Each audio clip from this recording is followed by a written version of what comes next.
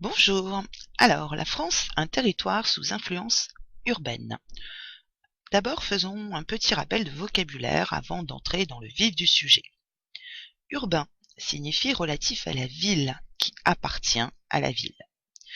Rural, relatif à la campagne, qui appartient à la campagne. Commençons par un chiffre clé. 80% des Français vivent en ville, pour l'essentiel dans des aires urbaines.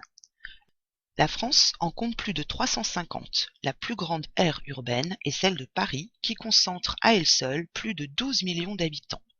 On peut ensuite citer parmi les plus importantes celles de Lille, Strasbourg, Lyon, Nice, Toulon, Marseille, Aix-en-Provence, Toulouse, Bordeaux et Nantes. Nous connaissons maintenant les principales aires urbaines et où elles se situent. Voyons désormais de quoi elles se composent. Une aire urbaine est un espace composé d'un pôle urbain, soit d'une ville-centre et de ses banlieues, et d'une couronne périurbaine. Décomposons le mot. Péri, c'est un préfixe signifiant autour de. Urbaine, qui appartient à la ville, qui y fait référence. La couronne périurbaine est donc l'espace autour de la ville et qui lui appartient.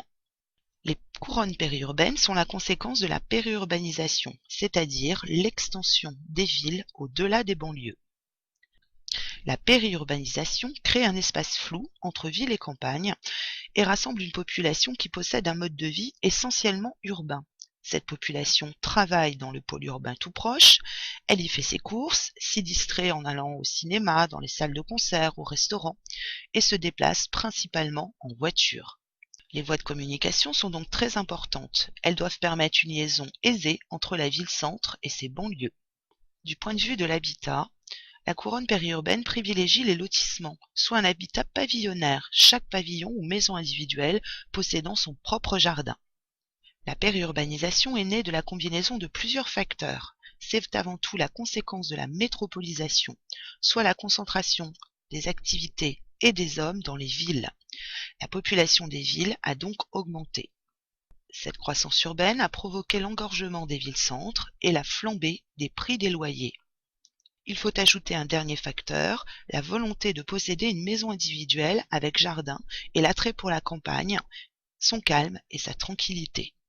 Tous ces facteurs cumulés ont provoqué un agrandissement des villes en superficie. On parle d'un étalement urbain, dans un rayon de 10 à 25 km de la ville-centre pour les villes moyennes, et même au-delà de 100 km pour Paris. C'est donc ainsi que les couronnes périurbaines se sont formées. Cette périurbanisation a aussi des conséquences.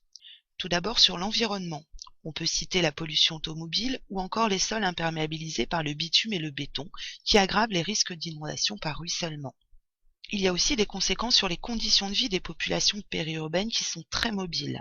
Elles se déplacent quotidiennement vers la ville-centre pour rejoindre leur lieu de travail ou accéder à des services.